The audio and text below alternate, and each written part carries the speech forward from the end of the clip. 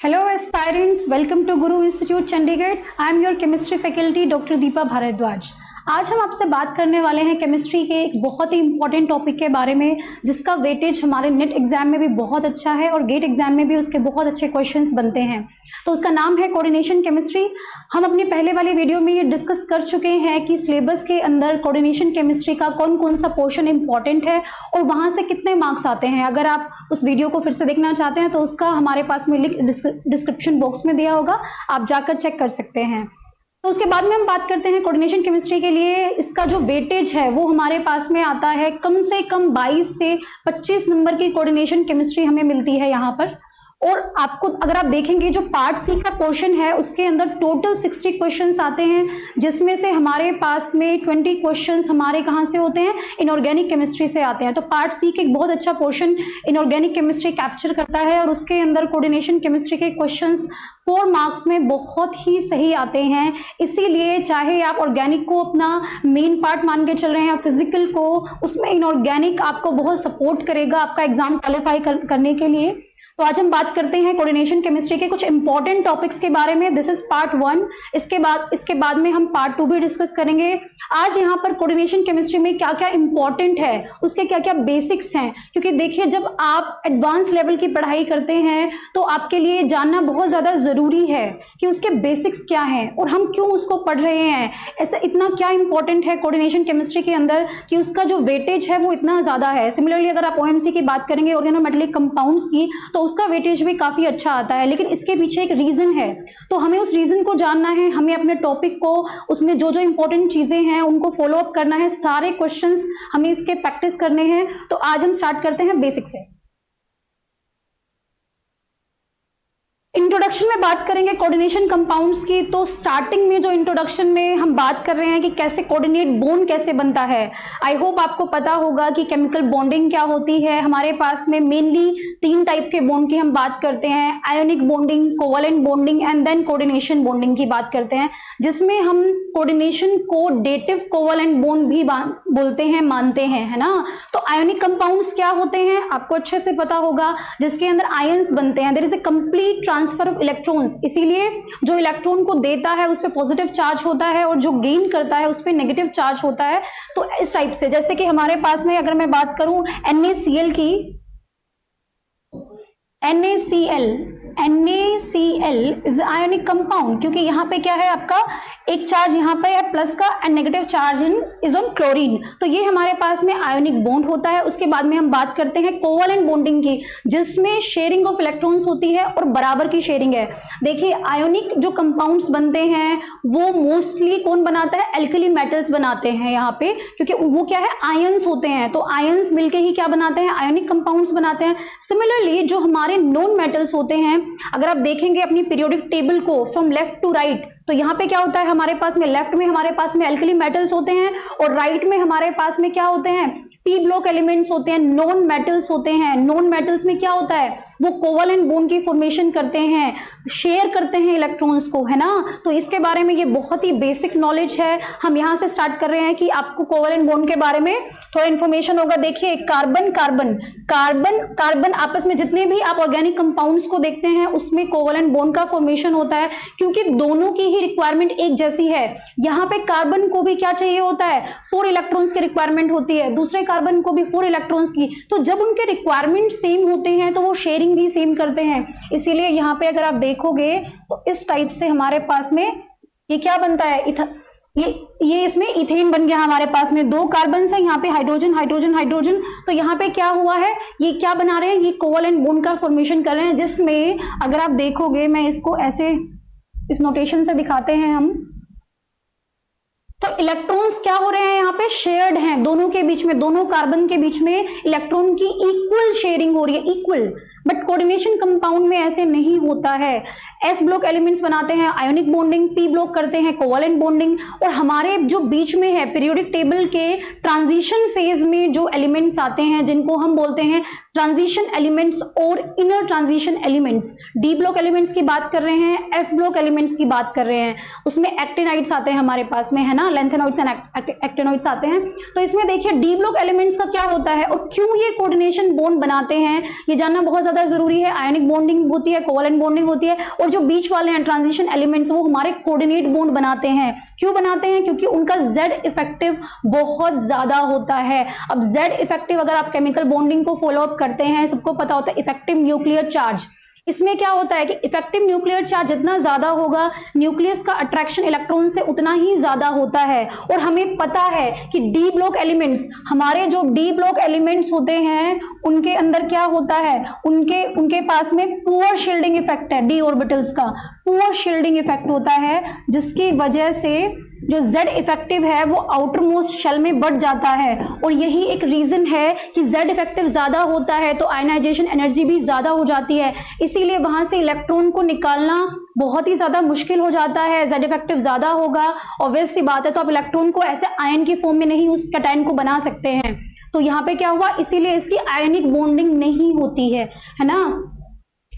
तो अब हम बात करते हैं कि कोऑर्डिनेशन कंपाउंड की बॉन्डिंग कैसे होती है। मैं आने वाले अपने पीपीटी में इसके बारे में अच्छे से डिस्कस करूंगी, कोई हम जल्दबाजी नहीं करेंगे, इसको समझने में बहुत ही बेसिक सी बात है। कोऑर्डिनेट बॉन्ड कैसे बनेगा, ये इसको डेटिव कोवैलेंट बॉन्ड क्यों बोलते हैं ये भी जानना हमारे लिए जरूरी है। तो उसका रीजन क्या होता है कि यहाँ पे कोवैलेंट बॉन्ड जैसा कुछ फॉर्मेशन तो हो रहा है, क्योंकि देखिए एक बॉन्ड तो बन रहा है ना, लेकिन इसमें देने वाला, इलेक्ट्रॉन को देने वाला सिर्फ एक है और वो होता है लिगेंड। हम कोवैलेंट बॉन्डिंग में क्या बात करते हैं कि भाई इसके वैलेंस इलेक्ट्रॉन्स हैं और इस कार्बन के वैलेंस इलेक्ट्रॉन्स हैं और दोनों के दोनों शेयर करेंगे अपने अपने इलेक्ट्रॉन्स को, है ना। तो लेकिन यहाँ पे क्या होता है, कोऑर्डिनेट बॉन्ड में क्या होता है, कोऑर्डिनेट बॉन्ड के अंदर ये होता है कि दे एक रहा होता है, लिगेंड इलेक्ट्रॉन्स को देगा और मेटल इलेक्ट्रॉन को एक्सेप्ट करता है, इसीलिए उसको डेटिव कोवैलेंट बॉन्ड बोलते हैं कि बॉन्ड बन तो रहा है लेकिन देने वाला सिर्फ एक ही है। तो इसको अच्छे से जानेंगे। तो उससे पहले मैं बात करती हूँ कि कोऑर्डिनेशन कंपाउंड्स की फॉर्मेशन को इतना इंपॉर्टेंस दिया क्यों जा रहा है, एग्जाम में इतनी वेटेज क्यों आती है। Due to its applications, wide applications of coordination compounds. अगर हम नॉर्मल सी बात करेंगे, इंडस्ट्रियल एप्लीकेशन में हम बात करते हैं, आप जो भी ड्रेसेस पहनते हैं, जो भी आप कलर्स अपने चारों तरफ देख रहे हैं, डाइज एंड पिगमेंट्स, इनका रीजन क्या होता है, कोऑर्डिनेशन कंपाउंड ही इनका रीजन है। इसके बाद में हम आते हैं मेटल एक्सट्रैक्शन के अंदर भी हमारे पास में कोऑर्डिनेशन कंपाउंड्स का यूज होता है। इसके बाद में चलते हैं एनालिटिकल केमिस्ट्री के अंदर, जो आप एस्टिमेशन करते हो, जैसे कैल्शियम 2 पॉजिटिव का करते हैं हम EDTA, तो EDTA क्या है, एक कोऑर्डिनेशन कंपाउंड है। अब आते हैं नेचुरल प्रोसेस पे। अगर आप जानते हैं, सब जानते हैं फोटोसिंथेसिस के बारे में, इसके अंदर जो हमारे पास में ग्रीन पिगमेंट्स होते हैं हमारे किसमें, पौधों के अंदर, तो जो क्लोरोफिल होता है वो भी हमारे पास में कोऑर्डिनेशन कंपाउंड है। और सबसे इंपॉर्टेंट, हमारी बॉडी के अंदर जो हीमोग्लोबिन है वो भी एक कोऑर्डिनेशन कंपाउंड होता है, जो क्या करता है, ऑक्सीजन को ट्रांसपोर्ट करता है हमारी बॉडी के अंदर। तो देखिए, आप चाहे इंडस्ट्रीज की बात कर लो, आप चाहे एनालिटिकल सेपरेशंस की बात कर लो, या फिर हम अपने नेचुरल प्रोसेसेस की बात भी करेंगे। अब हम चलते हैं मेडिकेशन के अंदर। तो आप देखिए मेडिकल के अंदर क्या होता है, हमारे पास में जितने भी ट्यूमर्स के लिए जो भी आज रिसर्च चल रहा है उनके अंदर हम कोऑर्डिनेशन केमिस्ट्री का, कंपाउंड्स का बहुत ज्यादा यूज करते हैं। हमारे पास में कंपाउंड होता है सिस्प्लेटिन, जो कैंसर के लिए जिसको यूज किया जाता है, वो भी एक कोऑर्डिनेशन कंपाउंड है। तो आप इसके कितने सारे एप्लीकेशंस देख सकते हैं, मेटल एक्सट्रैक्शन में यूज हो रहा है, मेडिकेशन में यूज हो रहा है, बायो इनऑर्गेनिक में मैं बता चुकी हूँ, हीमोग्लोबिन में होता है, क्लोरोफिल में होता है, इंडस्ट्री में डाइज एंड पिगमेंट्स में होता है। तो coordination chemistry is all over there. और इसीलिए जब नेट का एग्जाम आपका आता है, गेट का एग्जाम आता है, तो वहां पे एग्जामिनर को पता है कि आने वाले टाइम में जब आप JRF क्वालिफाई कर लेते हैं, आप गेट क्वालिफाई कर लेते हैं, तो आप एक अच्छे प्लेटफॉर्म पे जाने वाले, रिसर्च करने वाले हैं। और रिसर्च का जो मेन टॉपिक है वो क्या होता है, कोऑर्डिनेशन केमिस्ट्री से ही रिलेटेड है। बहुत सारे रिसर्च, ऑलमोस्ट सारे रिसर्च के अंदर कहीं ना कहीं कोऑर्डिनेशन केमिस्ट्री का यूज होता ही होता है। तो इसीलिए आपको कोऑर्डिनेशन केमिस्ट्री को आप जितना समझेंगे उतना ज्यादा आप उसके क्वेश्चंस लगा सकते हैं, कोई डिफिकल्टी नहीं आने वाली है इसके अंदर। तो ये सारे एग्जांपल्स हमें दिए गए हैं और देखिए इसमें इन्होंने लिखा हुआ है कि नियरली 75% ऑफ द रिसर्च किस पे है, कोऑर्डिनेशन केमिस्ट्री में। ऑलरेडी आपको ये बता चुकी हूँ। तो हमारे पास में मेडिसिन में है, सेपरेशन में है, प्यूरिफिकेशन में है, दिस इज मेटल एक्सट्रैक्शन, और कैटालिसिस में भी इसका यूज होता है।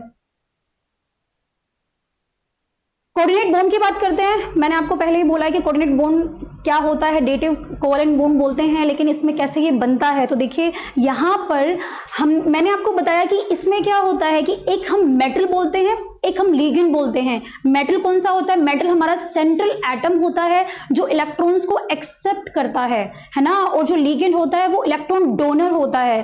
तो ये कंप्लीट कोवलेंट बॉन्ड नहीं होता, क्योंकि इसके अंदर लिगेंड अपने पूरे इलेक्ट्रॉन्स को शेयर अकेला कर रहा है।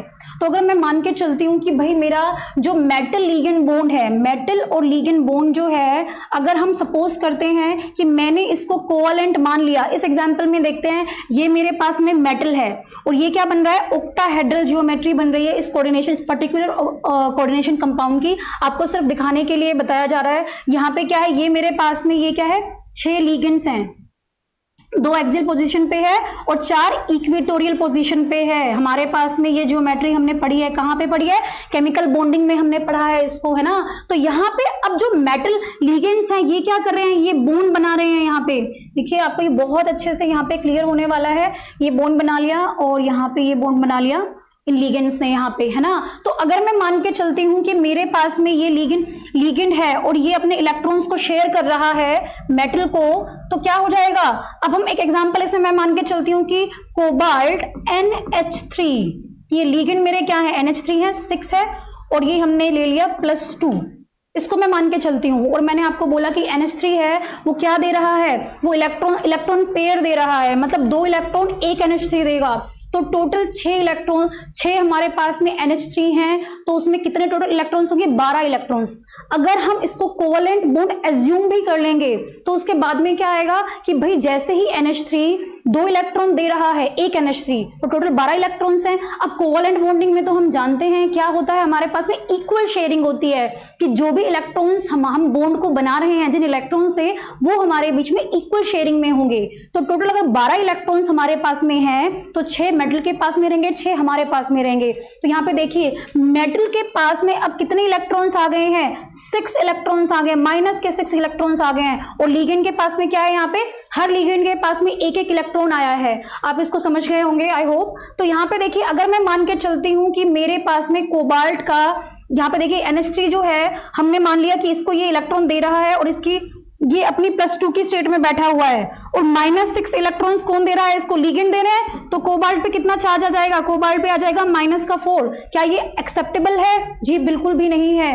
मेटल के ऊपर इतना बड़ा नेगेटिव चार्ज आना it's unacceptable I would say. तो हम इसको ये तो नहीं बोल सकते कि ये कोवलेंट बॉन्ड है ना। तो कहीं ना कहीं ये कोवलेंट बॉन्ड से ही कुछ रिलेटेड तो है, लेकिन इसमें क्या बनाएगा? ये कंप्लीट शेयरिंग एक लिगेंड कर रहा है, इसको कोऑर्डिनेट बॉन्ड बोलते हैं।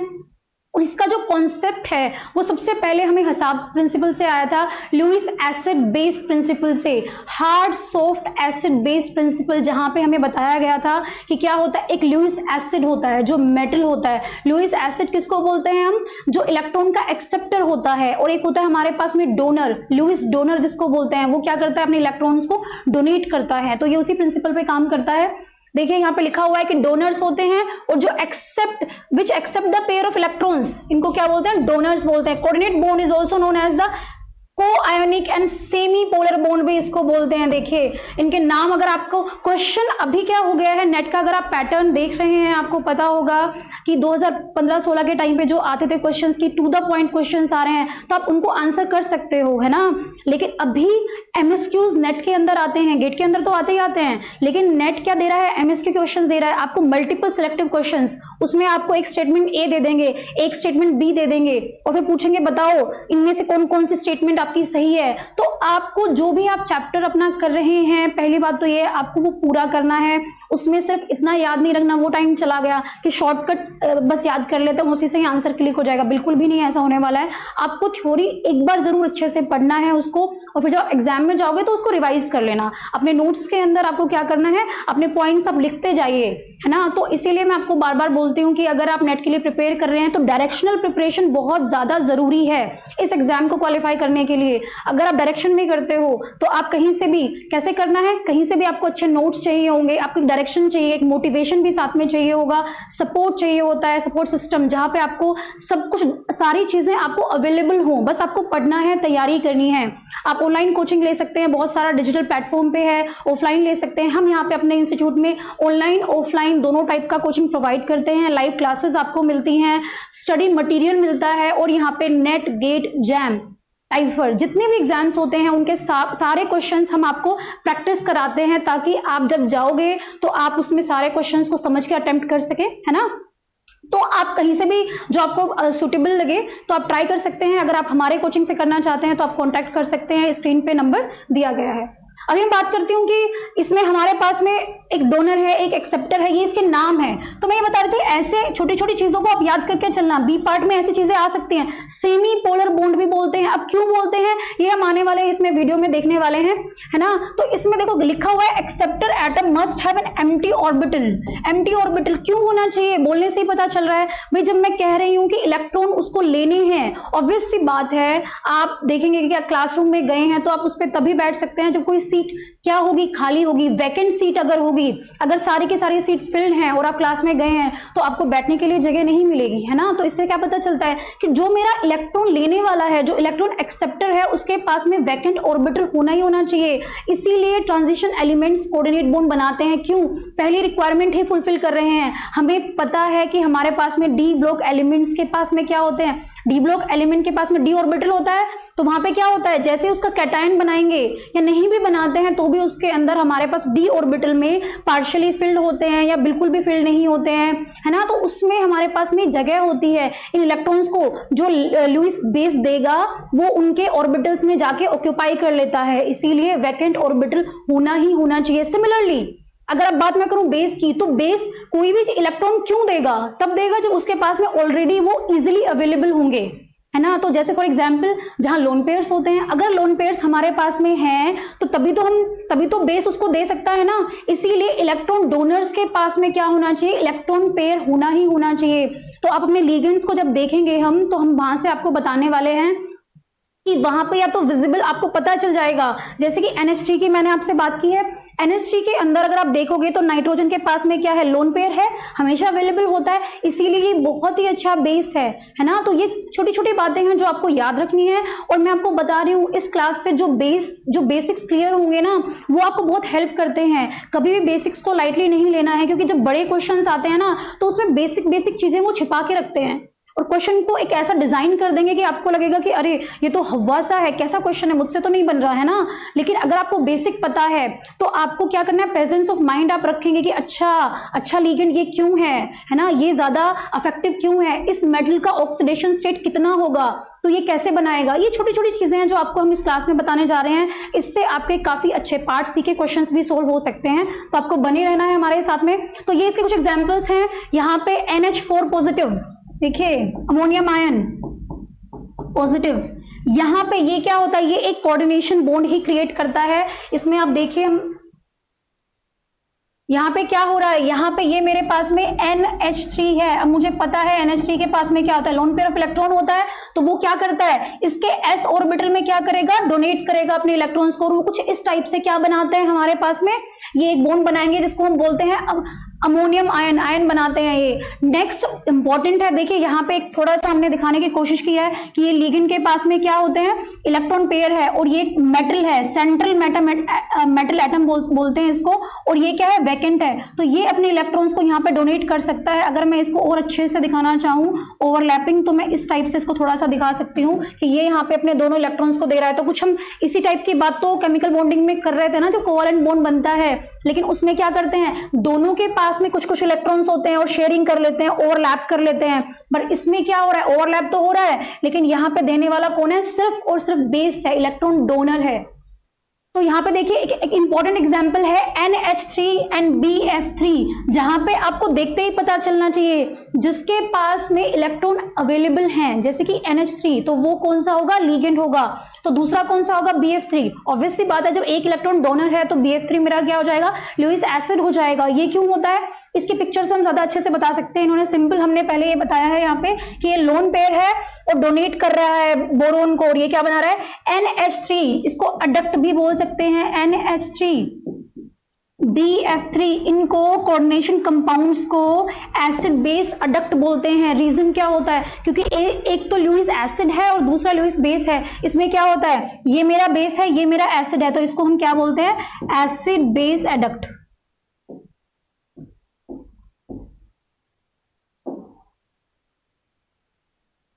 अब देखिए, हमने इसको और अच्छे से आपको समझाने की हम ट्राई कर रहे हैं। यहाँ पे ये मेरे पास में ऑर्बिटल्स की फॉर्म में दिखा रहे हैं। यहाँ पे क्या है, ये मेरे पास में लोन पेयर्स हैं, ये इसका ऑर्बिटल है, और यहाँ पे जो बोरोन है, अगर आपने देखा होगा जब हम हाइब्रिडाइजेशन करते हैं तो हमें पता चलता है कि जो बोरोन है, बोरोन, पहली बात तो ये है कि आपको एटॉमिक नंबर्स देखिए सबके याद होने चाहिए। इसीलिए अगर आप इनऑर्गेनिक केमिस्ट्री को हिट कर रहे हो तो पहली चीज क्या करनी है, टेबल को जाके देखना है ना। देखते रहिए, अपने रूम में उसको अच्छे से लगा के रखो ताकि आपको याद हो कि अच्छा इसके इलेक्ट्रॉनिक कॉन्फ़िगरेशन ये आएगा, इसका ये आएगा।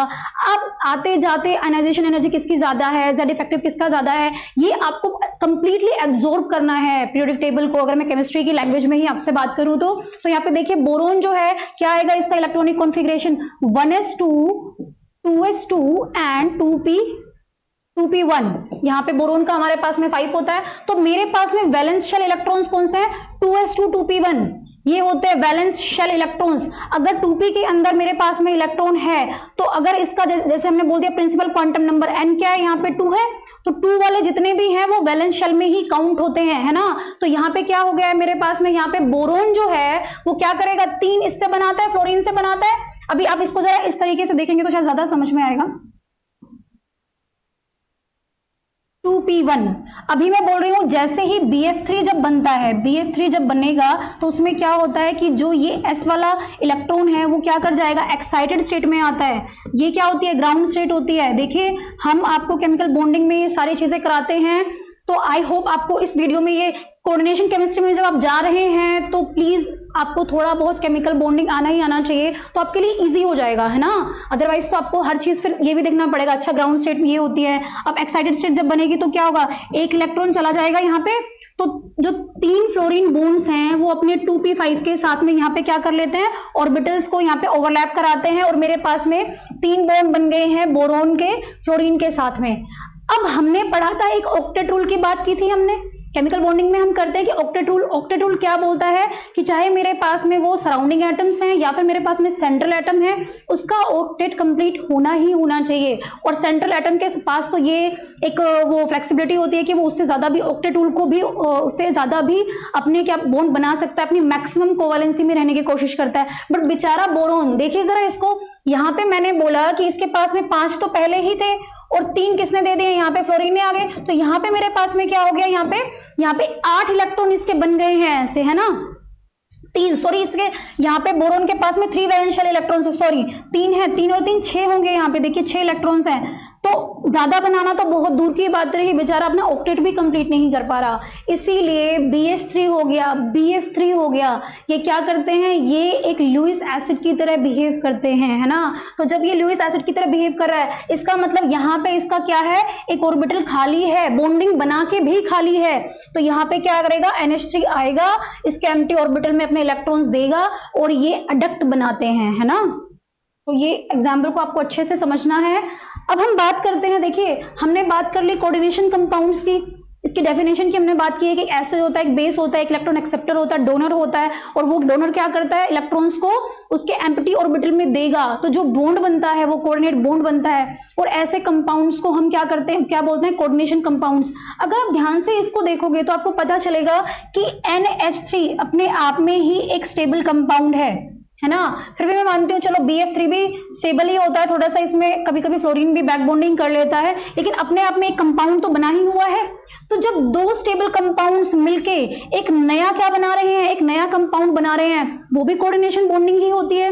लेकिन इसमें क्या स्पेशल है, डबल सॉल्ट भी तो यही होते हैं। आप बोलेंगे मैम क्या डिफरेंस है कोऑर्डिनेशन कंपाउंड में डबल सॉल्ट में, डबल सॉल्ट क्या होते हैं अगर आपको पता होगा, जैसे फॉर एग्जांपल मैं ले लूं KCl प्लस MgCl2 प्लस में 6H2O, हमने ये बनाया और इससे मेरा जो अडक्ट बनता है वो बनता है KCl dot MgCl2 dot 6H2O। ऐसे कंपाउंड्स को क्या बोलते हैं? डबल सॉल्ट बोलते हैं, जहां पे एक से ज्यादा सॉल्ट आके बॉन्डिंग बनाते हैं, आयोनिक बॉन्डिंग बनाते हैं। तो इनमें और इनमें क्या डिफरेंस है?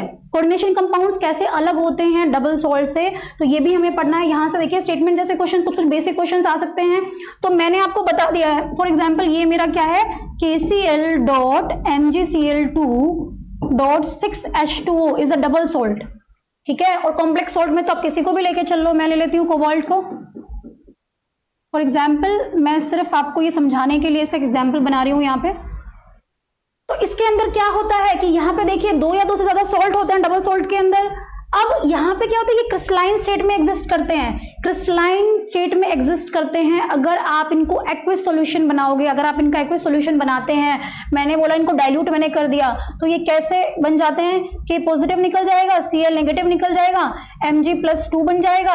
क्या मतलब है इसका? और OH नेगेटिव हो जाएगा और H पॉजिटिव। मतलब सारे के सारे जो कॉन्स्टिट्यूटिंग यहाँ पे जो एटम्स हैं वो अपना आयन की फॉर्म में आ जाते हैं, है ना, डिसोसिएट हो जाते हैं। लेकिन कोऑर्डिनेशन कंपाउंड में ऐसा नहीं होता है। अगर मुझे कोऑर्डिनेशन कंपाउंड ये मिला हुआ है और मैं बोलती हूँ कि मैंने इसको एक्विस में, पानी के अंदर इसको डाइल्यूट हमने कर दिया, तो ये इसी फॉर्म में रहेगा, इसी फॉर्म में रहने वाला है ना। तो ये प्रॉपर्टी देखिए, दोनों में डिफरेंस आपको पहली बात से पता चल रहा है कि यहाँ पे जब ये डबल सॉल्ट की फॉर्म में था तो ये पोटेशियम की प्रॉपर्टी दिखा रहा है, सॉल्वेटेड की, सॉल्वेटेड क्लोरीन की, सॉल्वेटेड मैग्नीशियम की प्रॉपर्टीज दिखाएगा। और जैसे ही आयन की फॉर्म में आ गया तो ये उन्हीं जो जिन एटम से ये बना हुआ है, ये उन्हीं की प्रॉपर्टी शो करने लग जाता है जब हम इसको इनका एक्वस सॉल्यूशन बनाते हैं। बट कोऑर्डिनेशन में ऐसा नहीं होता। कोऑर्डिनेशन कंपाउंड्स जैसे बने हुए हैं, अगर आप उनका एक्वस सॉल्यूशन भी लेंगे तो भी वो अपनी एंटायरिटी को, अपनी आइडेंटिटी को मेंटेन करके रखते हैं और इसी फॉर्म में आपको मिलेंगे, है ना। तो पहला डिफरेंस तो बहुत बड़ा डिफरेंस ये है, इनके अंदर इनकी बॉन्डिंग आयोनिक होती है, वीक होती है, weak van der Waals forces. फिर से केमिकल बॉन्डिंग की टर्म आ गई है यहाँ पे। और ये क्या होते हैं, ये हमारे पास में कोऑर्डिनेट बॉन्ड बनाते हैं। कॉम्प्लेक्स आयन इज एब्सेंट, ये तो बहुत ही बेसिक सी बात है, ऑब्वियस सी बात है। कॉम्प्लेक्स आयन इसमें नहीं है, सिंपल आयन्स आपको दिख रहे हैं, लेकिन यहाँ पे कॉम्प्लेक्स जैसा दिख रहा है आपको। और देखिए इसका जो हम रिप्रेजेंटेशन भी मैं आपको भी बताने वाली हूँ, रिप्रेजेंटेशन से भी पता चल रहा है कि कुछ तो ब्रैकेट के अंदर है जो एक जैसा है, जुड़ा हुआ है ना। तो जो ब्रैकेट के अंदर ये आता है, इसको, इसके बारे में हमें भी बात करने वाले हैं। तो ये एक कॉम्प्लेक्स की का देखने का रिप्रेजेंटेशन भी कुछ ऐसा होता है। The property of double salt are same. देखो मैं पहले बता चुकी हूँ, इसकी प्रॉपर्टी और इनके आयंस की प्रॉपर्टी सेम होने वाली है। लेकिन अगर मैंने बोला कि मैंने कोबाल्ट को बनाया है किससे, कोबाल्ट+2 को मैंने बनाया है 6NH3 से, हमने इसको बनाया है इससे। तो देखिए यहाँ पे कोबाल्ट 2+ की प्रॉपर्टी अलग होगी और इसकी प्रॉपर्टी अलग होगी, अमोनिया की प्रॉपर्टी अलग होगी। उनकी प्रॉपर्टी और मेरे कोऑर्डिनेशन कंपाउंड की प्रॉपर्टी कभी भी सेम नहीं होने वाली। कोऑर्डिनेशन कंपाउंड जो बन रहा है उसके अंदर ना आपको कोबाल्ट+2+ की कोई प्रॉपर्टी मिलने वाली है, ना अमोनिया की मिलने वाली है। इसकी अपनी एक स्पेसिफिक प्रॉपर्टी होती है, वही मिलेगी। तो ये अपने कॉन्स्टिट्यूटिंग एटम्स की प्रॉपर्टी नहीं लेकर चलता है, नहीं शो करता है ना। In double salt they show their normal valency. देखिए जैसे कि K+ है, प्लस है तो मतलब क्या होगा, इसके साथ में एक एनायन आएगा। देख रहे हैं आप ये चीज, जितनी वैलेंसी है उतनी ही बॉन्डिंग कर रहा है यहाँ पे। सिमिलरली आप Mg को देखिए, Mg+2 में रहता है, इसीलिए 2 Cl से ये क्या करेगा, बॉन्ड बनाएगा और क्या बना लेगा, MgCl2। मतलब जितनी इनकी वैलेंसी होती है उतनी ही ये बॉन्ड क्रिएट करते हैं। पर ऐसा इनमें नहीं होता। कोऑर्डिनेशन कंपाउंड्स के कोऑर्डिनेशन नंबर 6, 8, 10, 12 भी होते हैं, लेकिन क्या इनकी वैलेंसी इतनी होती है? जी नहीं, बिल्कुल भी नहीं। अभी देखिए यहाँ पे मेरे पास में क्या है, कोबाल्ट है। कोबाल्ट का कितना होता है, 27 होता है, 3d74s2।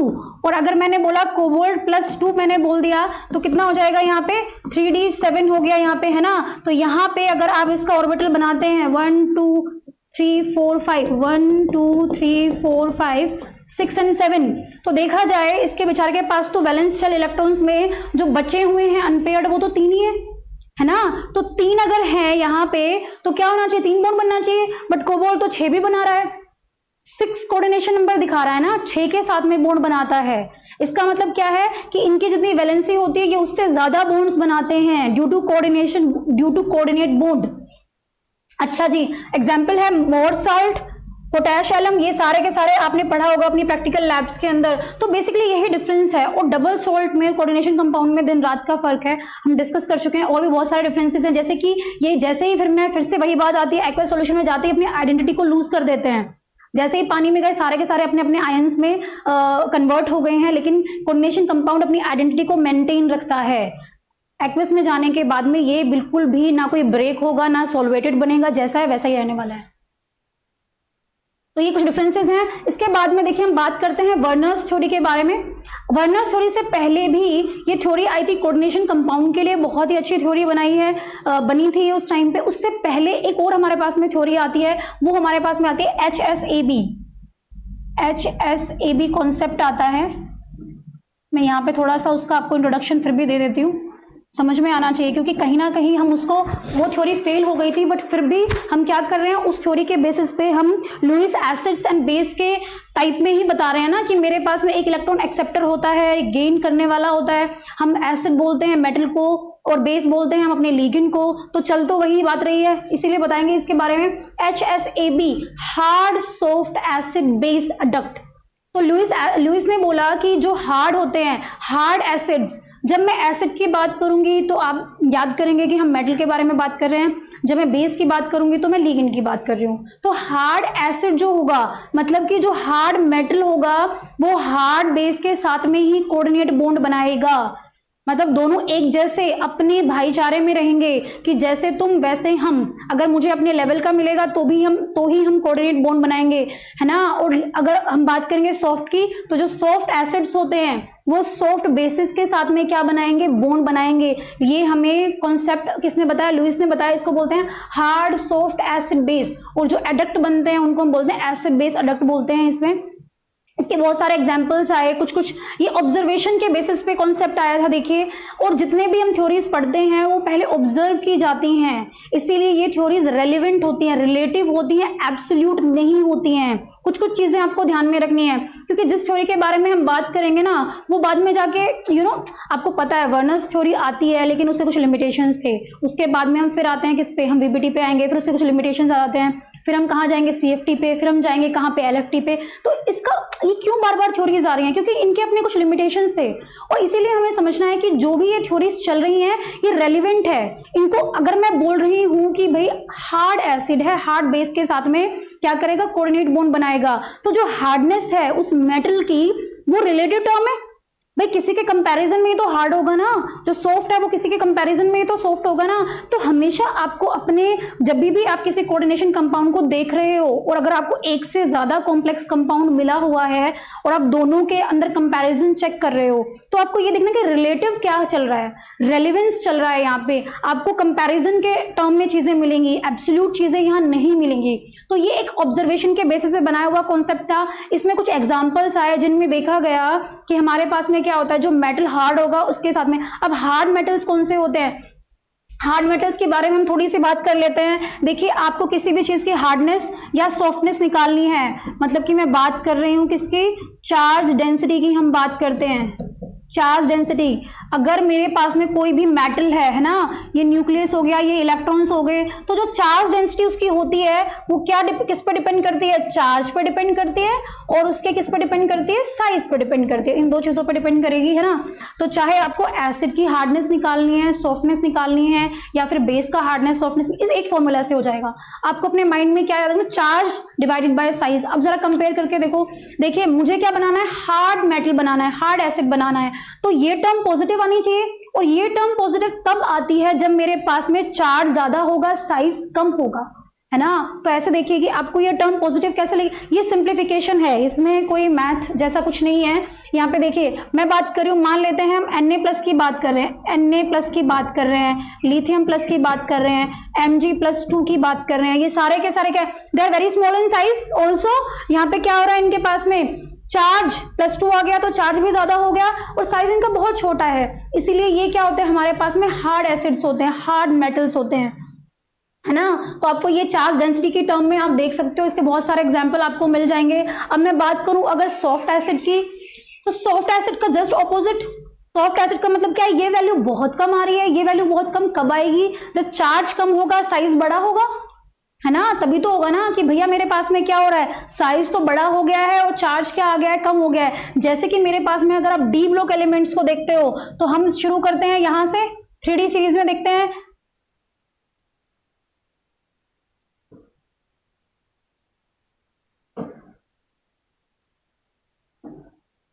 तो ये मेरे पास में यहाँ से 3D सीरीज है जिसमें हम यहाँ से स्टार्ट करेंगे और यहाँ पे जिंक पे इसको एंड करते हैं, है ना। तो देखिए यहाँ पे अगर आप डी ब्लॉक एलिमेंट्स का साइज का देखोगे तो साइज क्या होता है, यहाँ पे साइज इसका थोड़ा सा बड़ा होगा और फिर डिक्रीज होते होते होते होते क्या हो जाता है, यहाँ पे साइज बहुत छोटा हो जाता है और यहाँ पे साइज तो जितना होना चाहिए एक्सपेक्टेड से भी कम आता है। Due to what, due to the poor shielding effect of D block elements. अगर आपको नहीं पता इसके बारे में तो आप जाके थोड़ा सा इसको रीड आउट करिए प्लीज, है ना। तो यहां से हमें पता चला, तो मैं बोल रही हूँ ये है मेरे पास में स्कैंडियम है, तो स्कैंडियम अगर मैं बोलूं +2 तो साइज इसका क्या होता है, बड़ा होता है। ये मेरे पास में क्या होते हैं, ये मेरे पास में होते हैं सॉफ्ट एसिड्स होते हैं। तो हार्ड एसिड सॉफ्ट एसिड की बात कर ली सिमिलरली। अब हार्ड बेस कैसे होगा, इसी को ही फॉलो अप करना है।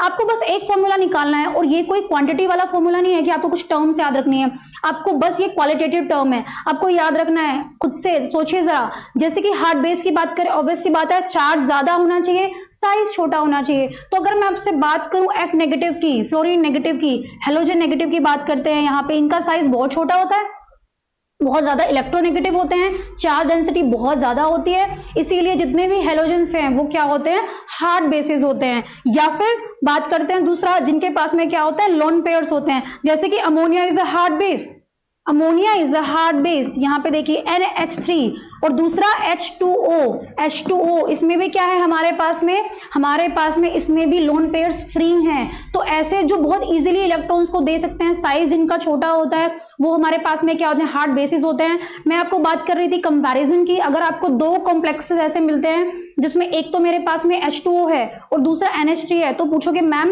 दोनों के दोनों हार्ड आ गए, अब कौन सा लिखें इसमें, है ना। तो कौन सा लिखेंगे, तब हमारे पास में क्या आएगा, फोनकोल FONCl। ये क्या है, इलेक्ट्रोनेगेटिविटी का ऑर्डर है, सबसे ज्यादा किसकी होती है, फ्लोरीन की, फिर ऑक्सीजन की, फिर नाइट्रोजन की, फिर क्लोरीन, ब्रोमीन, आयोडीन की, इसी तरीके से होती है यहाँ पे। इसका मतलब क्या है, fluorine is the most electronegative, फिर उसके बाद में ऑक्सीजन आता है, फिर नाइट्रोजन। तो आप देखिए जरा, नाइट्रोजन की इलेक्ट्रोनेगेटिविटी ज्यादा है ऑक्सीजन की, ऑब्वियस सी बात है ऑक्सीजन की ज्यादा होगी। इसका मतलब ये है कि जब मेरी बात आएगी इन दोनों में कंपेयर करने की, तो हम अगर हार्ड को चूज कर रहे हैं, अगर मेरा मेटल हार्ड है तो उसके साथ क्या जाएगा, H2O जाएगा, NH3 नहीं जाएगा। इसलिए मैंने कहा था hardness and softness comparison terms होती हैं। आपको दो, अगर मेरे पास में फ्लोरीन होता और क्लोरीन होता और मेरा मेटल हार्ड होता, तो ऑब्वियस सी बात है मैं फ्लोरीन को चूज करूंगी वहां पे, क्योंकि मेरा फ्लोरीन ज्यादा हार्ड है ना। इसीलिए आपको ये छोटी छोटी बातों को ध्यान में रखना है। अगर आपके बेसिक कॉन्सेप्ट्स अच्छे हैं तो आपको किसी भी क्वेश्चन को सोल्व करने में कोई ऐसी प्रॉब्लम नहीं आने वाली है, बशर्ते आप उसको पूरा पढ़ के जाए किसी भी चैप्टर को, है ना। तो ये चैप्टर आपको अच्छे से पूरा पढ़ना है।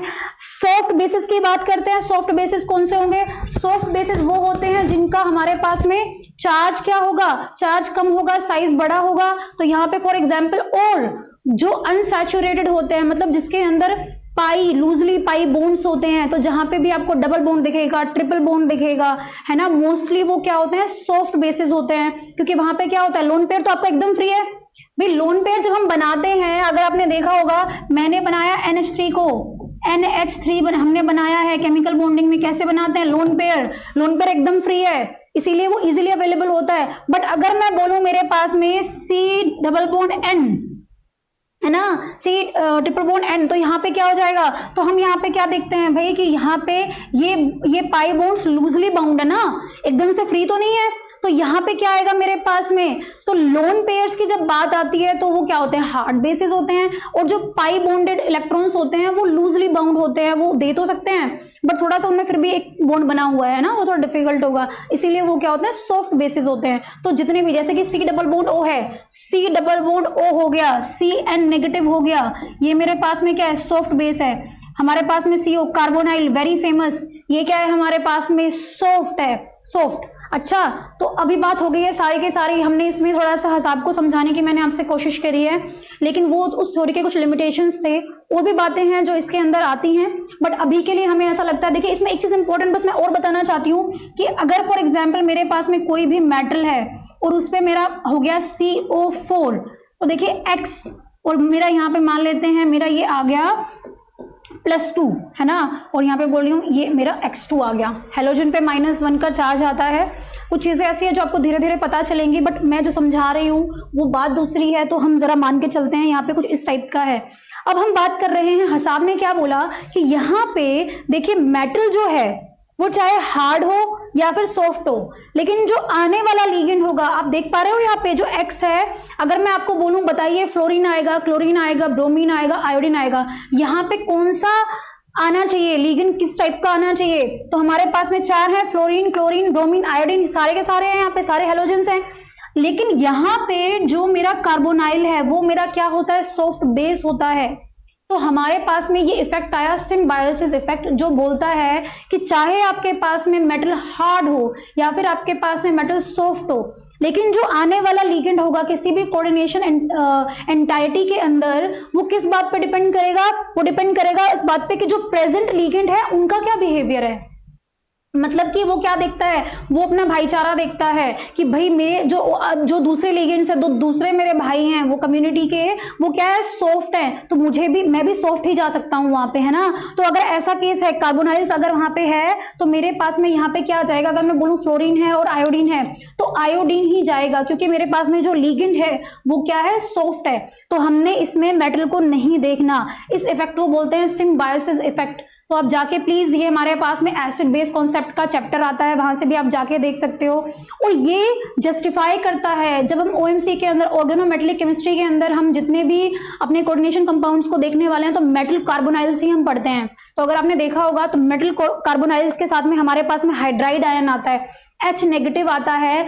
मेटल फ्लोराइड्स नहीं बनते, हाइड्राइड्स बनते हैं। F नेगेटिव के साथ नहीं बनाता बॉन्ड, किसके साथ में बनाएगा? हाइड्राइड आयन के साथ में बनाता है, क्योंकि मेटल के पास में ऑलरेडी क्या है, कार्बोनाइल है। तो जो ये सॉफ्ट लिगेंड है ना, ये मेटल को भी, क्योंकि 4 कार्बोनाइल प्रेजेंट है, तो ये 4 कार्बोनाइल मिलके मेटल को भी क्या बना देते हैं, सॉफ्ट बना देते हैं। इसीलिए जो ओवरऑल बिहेवियर उस स्फीयर का हो गया, वो कैसा हो गया, सॉफ्ट। तो जो आने वाला होगा वो भी सॉफ्ट लिगेंड ही होगा।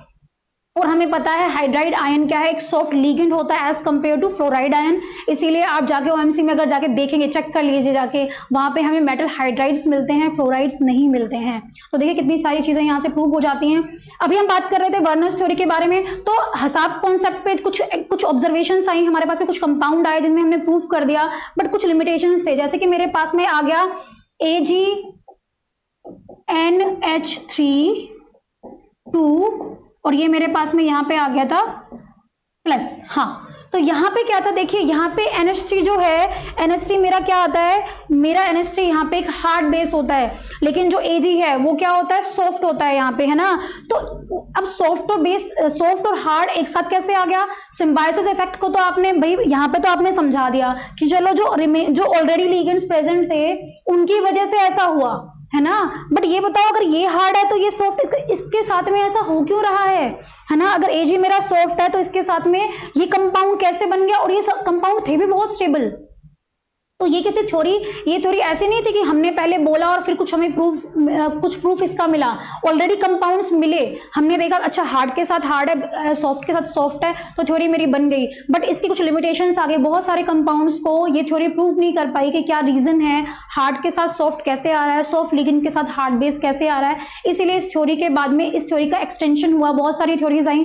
पहले हम बात करते हैं वर्नर्स थ्योरी की। वर्नर्स थ्योरी अल्फ्रेड वर्नर ने इसको दिया था 1893 में, और इस थ्योरी के लिए इनको 21 साल बाद, जस्ट 21 ईयर्स की एज में इनको नोबेल प्राइज मिला था इस थ्योरी के लिए, है ना। क्योंकि इन्होंने एक ऐसी अच्छी बात कही थी, जो कोऑर्डिनेशन कंपाउंड, देखिए इसके भी लिमिटेशंस थे, ऑब्वियस सी बात है, हम आगे एक्सटेंड करते रहेंगे थ्योरीज को, लेकिन जो बात कही गई है वो इतनी वैल्यूएबल थी कि वो चलती रहती है। बेशक से हसाब कॉन्सेप्ट कि कुछ लिमिटेशंस आई, लेकिन जो टर्म्स हमें मिले लुईस एसिड, लुईस बेस, है ना, एसिड बेस अडक्ट, ये सारे हमें वहीं से मिले हैं। तो बेशक से थ्योरीज के लिमिटेशंस होते हैं, लेकिन इनसे हमें बहुत इंपॉर्टेंट बातें पता चलती है, इसीलिए इनकी वैल्यू होती है और इसीलिए इनको हमें पढ़ाना भी होता है और आपको आना भी चाहिए, है ना। यहाँ पे तो वर्नर ने इसको 1913 में 21 साल बाद इनको नोबेल प्राइज मिला।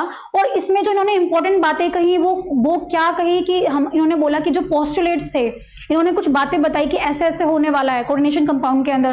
तो उन्होंने बोला कि जो सेंट्रल मेटल, जो कोई भी कोऑर्डिनेशन कंपाउंड है, उनके पास में 2 वैलेंसीज होती हैं। अभी तक तो आपने देखा होगा, क्या देखा है हमने कि मेरे पास में बोल देते हैं K पॉजिटिव है, Na पॉजिटिव है, इनकी क्या होती है, मोनो वैलेंसीज हो गई, है ना, एक वैलेंसी है, चाहे तो +1+1 होगा। लेकिन कोऑर्डिनेशन कंपाउंड की 2 वैलेंसीज होती है, एक प्राइमरी वैलेंसी होती है, एक सेकेंडरी वैलेंसी होती है। उसके बाद में हम बात करते हैं कि जो हमारी प्राइमरी वैलेंसीज होती है, देखिए इसको मैं स्ट्रक्चर से ज्यादा अच्छे से समझा सकती हूँ यहाँ पे।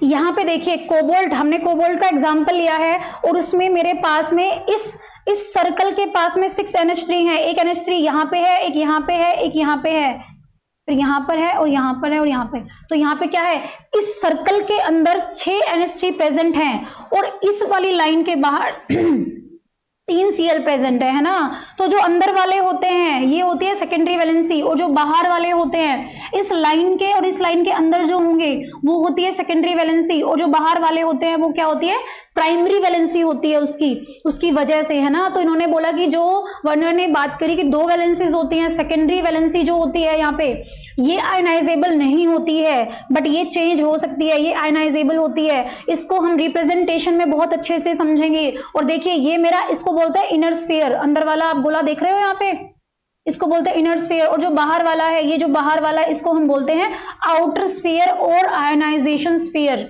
क्यों बोलते हैं अभी रिप्रेजेंटेशन में समझाने वाली हूं। इसके बाद में इन्होंने बात की कि जो सेकेंडरी वैलेंसी होगी वही कोऑर्डिनेशन नंबर होगा। देखिए आप इस एग्जांपल से समझ सकते हो, यहाँ पे क्या है, कोबाल्ट के पास में 6 NH3, 6 अमोनिया है, वो कहाँ है, इसके अंदर 6 अमोनिया बैठे हुए हैं यहाँ पे। तो ये क्या हो गया, यही इसका कोऑर्डिनेशन नंबर है। कोऑर्डिनेशन नंबर हमें सेकेंडरी वैलेंसी से निकालना है, तो इस कंपाउंड के अंदर इसका कोऑर्डिनेशन नंबर कितना होने वाला है, 6 होने वाला है। इसके बाद में इन्होंने बोला कि the ions and groups bound to the secondary linkages have the special characteristics corresponding to the different coordination numbers. जो ये बात कह रहे हैं वो यही बात है कि यहाँ पे जितना भी प्राइमरी वैलेंसीज जो होती हैं वो तो आयनाइजेबल होते हैं, सेकेंडरी वैलेंसी फिक्स होती है ना। और वो कैसे होते हैं, उनका कोऑर्डिनेशन नंबर भी अलग अलग हो सकता है, डिपेंड करता है कि वो किस टाइप का वहां पे कोऑर्डिनेशन बॉन्ड बना रहा है, कैसे कंपाउंड वो बना रहा है। The combining power of metal is divided into 2 spheres. तो यहाँ पे क्या हो गया, जो मेटल है उसकी पावर 2 स्फीयर्स में है। पहला कौन सा आ गया, कोऑर्डिनेशन स्फीयर, और बड़े वाला कौन सा हो गया, आयनाइजेशन स्फीयर, है ना। और उसी को हम क्या, ये इसी के बारे में बात करिए यहाँ पे। अच्छा जी, structures of various cobalt amines. अब इन्होंने कुछ हमें स्ट्रक्चर्स दी हैं, मैंने आपको पहले ही बोला है ये ऑब्जर्वेशन थ्योरी है, ऑब्जर्व किया गया। तो सीधे हम इसके स्ट्रक्चर्स पे चलते हैं। यहाँ पे देखिए इन्होंने बोला कि यहाँ पे जो कोबाल्ट है, कोबाल्ट यहाँ पे आ जाएगा NH3 6 और यहाँ पे बन जाएगा मेरा यहाँ पे Cl3, है ना। ये इससे बना है COCl3। अगर COCl3 और 6 NH3 से मैं कॉम्प्लेक्स बनाती हूँ तो वो मेरा इस टाइप से बनता है। कैसे बनता है, इन्होंने बोला कि इसके अंदर हमारे पास में क्या होते हैं, जो आउटर स्फीयर होता है उसमें 3 क्लोरीन होते हैं जो प्राइमरी वैलेंसी दिखाते हैं, है ना। और जो अंदर वाले हैं, जो हम रिप्रेजेंटेशन कैसे दिया, डॉटेड लाइंस प्रेजेंट करती हैं आउटर स्फीयर वाले को, मतलब प्राइमरी वैलेंसीज को। तो ये प्राइमरी है, ये प्राइमरी है और ये क्या है, प्राइमरी है। लेकिन जो ये स्ट्रॉन्ग लाइंस होती हैं, ये वाली लाइंस हैं, ये NH3, मतलब ये किसको रिप्रेजेंट कर रही है, सेकेंडरी वैलेंसी को। ये सेकेंडरी वैलेंसी है, सेकेंडरी सेकेंडरी सेकेंडरी एंड ये सेकेंडरी, है ना। तो इसका मतलब क्या है, सेकेंडरी वैलेंसीज में 6 अमोनिया है, इसका मतलब कोऑर्डिनेशन नंबर इसका क्या हो जाएगा, 6 हो जाएगा। और जो कोऑर्डिनेशन स्फीयर है ये उसके अंदर आते हैं, है ना। और जो Cl डॉटेड से हैं वो मेरे क्या है, प्राइमरी वैलेंसी है, आयनाइजेबल होती है। तो मेरे पास में ये Cl3 बाहर आएगा और इन्होंने बोला आयनाइजेबल है। ये किसके बेसिस पे बोला? इन्होंने इसका एक प्रेसिपिटेट बनाने की कोशिश की और उसमें देखा गया कि 3 Cl आयन निकलते हैं, क्योंकि मैंने पहले ही बोल दिया है, वर्नर्स ने बोला कि ये जो आयनाइजेबल होते हैं ये तभी की तभी, जैसे ही आप इसको किसी चीज में डिसॉल्व करने की कोशिश करोगे तो उसमें 3 Cl नेगेटिव आयंस निकल जाएंगे। इसीलिए बोल रहे हैं कि ये तो आयनाइजेबल है बट अंदर वाले के कुछ भी प्रेसिपिटेट वगैरह नहीं मिलता है, क्योंकि वो आयनाइजेबल नहीं होता है। सेकंड एग्जांपल में देखा गया तो देखिए टोटल नंबर ऑफ आयंस कहां पे होंगे भाई, एक तो पूरा आयन ये हो गया है ना, और 3 कितने हो गए, ये 3Cl3 की Cl नेगेटिव की फॉर्म में होता है, तो 1 प्लस में 3 टोटल 4 आयंस हैं।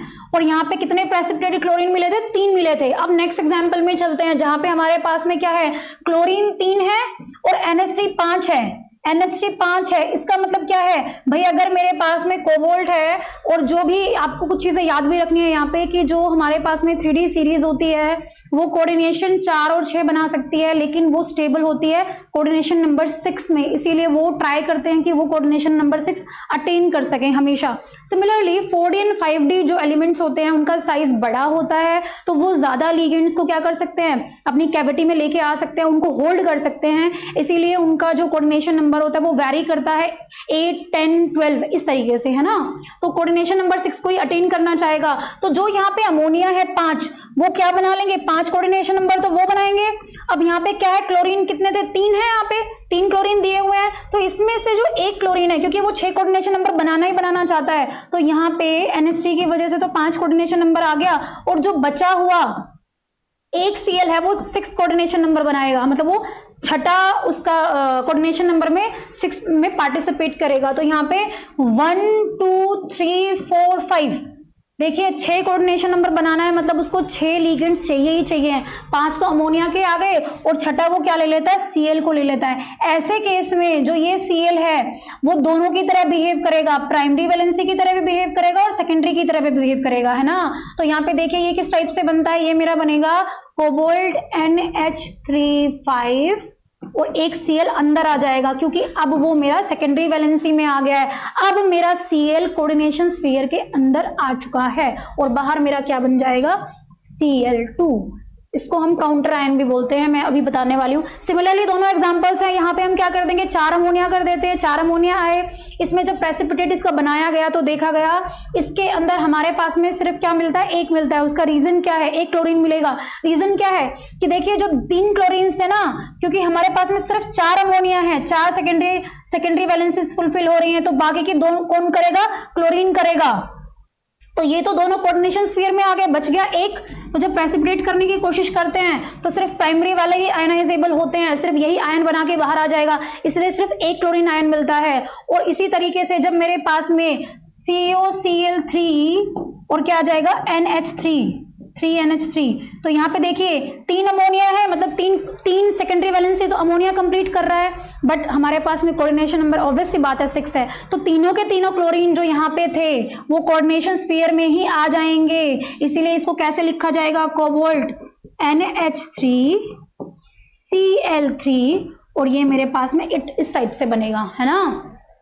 अभी इसका यहाँ पे मेरे पास में क्या आ जाएगा, यहाँ पे मेरे पास में आ जाएगा, क्योंकि मेरे पास में कोबाल्ट आएगा +3 की स्टेट में आएगा, ये -3 की स्टेट में आएगा। अभी इसकी वैलेंसीज कैसे लगानी है मैं रिप्रेजेंटेशन में अभी बताने वाली हूँ आपको, तो उस पर हमें नहीं जाना है। तो ये वर्नर थ्योरी ने इनको एग्जाम्पल्स से बताया है यहाँ पे, और यही सारी एक्सप्लेनेशन इन्होंने दी हुई है कि किस टाइप से कौन कौन से कोऑर्डिनेशन स्फीयर्स बनते हैं, क्या क्या होता है। तो लास्ट में अभी मैं बात करूंगी आपसे, रिप्रेजेंटेशन की बात करेंगे, इंपॉर्टेंट है। यहाँ पे देखिए ये कोबाल्ट है, मैं इसको ऐसे यहाँ पे लिख देती हूँ, ये मेरा क्या है, मेटल है। उसके बाद में ये मेरे पास में क्या है, NH3 है, जिसको मैं बोल रही हूँ लिगेंड 1, है ना। फिर आता है लिगेंड 2, और फिर मेरे पास में आते हैं, ये इसका रिप्रेजेंटेशन बोल रहे हैं, यहाँ पे कोई चार्ज बोल देती हूँ मैं, कुछ भी, कोई भी एक्स चार्ज है यहाँ पे, है ना। और यहाँ पे मेरे पास में क्या है, ये बाहर जो आता है, जो प्राइमरी वैलेंसी में आता है, इसको हम बोलते हैं काउंटर आयन। इसको हम बोलते हैं काउंटर आयन। देखो कैसे कैसे रिप्रेजेंट करना है, जो कोबाल्ट है वो क्या हो गया, सेंट्रल मेटल एटम हो गया, या फिर मैं इसको बोलूंगी लुईस एसिड। ये टर्म्स याद होनी चाहिए, दिमाग में एकदम से क्लिक होना चाहिए। जब एसिड की बात कर रहे हैं, लुईस एसिड की बात करेंगे तो मतलब हम मेटल की बात कर रहे हैं। अगर मेरे पास में ये है, जैसे जो अंदर वाले हैं इसको बोलते हैं, ये जो पूरा का पूरा ब्रैकेट के अंदर पार्ट दिया गया है इसको हम बोलते हैं कोऑर्डिनेशन स्फीयर। कोऑर्डिनेशन क्योंकि इसी के अंदर तो हो रहा है। देखिए ये कैसे बनेगा, ये बनेगा ऐसे NH3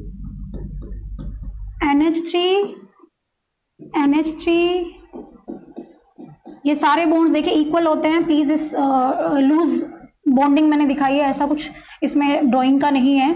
तो ये आपको समझना है कि सारे बॉन्ड्स इक्वल हैं। यहाँ पे एक NH3 ये आ गया, ऑक्टाहेड्रल ज्योमेट्री है इसकी, और मेरे पास में ये एक Cl है। इसका मतलब क्या है, इसका मतलब ये है, इसको आप ऐसे भी थोड़ा सा बना सकते हो, देखने के लिए अच्छा लगेगा। देखिए ये हमने इस तरीके से बना दिया। तो हम क्या बात कर रहे हैं, कोऑर्डिनेशन तो एक्चुअल में यही है, इसीलिए इस स्फीयर को बोलते हैं कोऑर्डिनेशन। और ये वही स्फीयर है, ये है क्या, इनर स्फीयर। ये इनर स्फीयर की बात कर रहा है यहाँ पे, इसीलिए इसका कोऑर्डिनेशन नंबर क्या होगा, जितने भी अंदर टोटल लिगेंड्स हैं, जैसे कि 5 NH3 है, एक Cl है, तो इसका कोऑर्डिनेशन नंबर कितना हो जाएगा, 5 + 1 6 कोऑर्डिनेशन नंबर है। ज्योमेट्री क्या है, ऑक्टाहेड्रल। अभी ज्योमेट्री के बारे में भी हम अपने पार्ट 2 में बात करेंगे। देखिए आपको सारी बातें पता चलेंगी, बट वन बाय वन हम बात करेंगे, अच्छे से समझाएंगे। अब जो बात आती है लिगेंड्स की, तो लिगेंड इसमें 2 टाइप के हैं हमारे पास में। अच्छा जी, अब हमने बात की है काउंटर आयन की। तो देखिए इसके अंदर ऑक्सीडेशन स्टेट कैसे निकालते हैं, इस पे फॉर्मल चार्ज कैसे निकालते हैं, ये मैं आपको बताऊंगी। लेकिन आपको यहाँ पे ये समझना है कि इसको जो काउंटर आयन बोला जा रहा है, मैं इसको अगर एक्वस सॉल्यूशन में ले जाऊं तो ये ऐसे बनेगा, कोबाल्ट NH3 और ये मेरा Cl, और बाहर मेरे पास में आ जाएगा +2 ऊपर चार्ज। +2 का मतलब क्या है, मैंने आपको वर्नर थ्योरी से ही ये बात बता दी है कि बाहर वाले जो कोऑर्डिनेशन स्फीयर के बाहर जो काउंटर आयन जिसको मैं बात कर रही हूँ, ये मेरा प्राइमरी वैलेंसी को दिखाता है और ये आयनाइजेबल है। तो जैसे ही एक्वस मीडियम में इसको लेके जाएंगे, ये आयनाइज होके +2 Cl नेगेटिव की फॉर्म में आ जाता है, प्रेसिपिटेट आउट हो जाएगा, है ना। तो यहाँ पे 2 Cl नेगेटिव अगर चले गए तो इस पूरी एंटाइटी पे क्या आ गया, +2 चार्ज आ गया, है ना। पूरा कोऑर्डिनेशन स्फीयर पे +2 चार्ज आ गया। तो ये जो काउंटर आयन और कोऑर्डिनेशन स्फीयर ये मिलके बनाते हैं, इसको हम बोलते हैं आयनाइजेशन स्फीयर, क्योंकि इसके अंदर थोड़ा सा आयनाइजेशन प्रेजेंट है ना।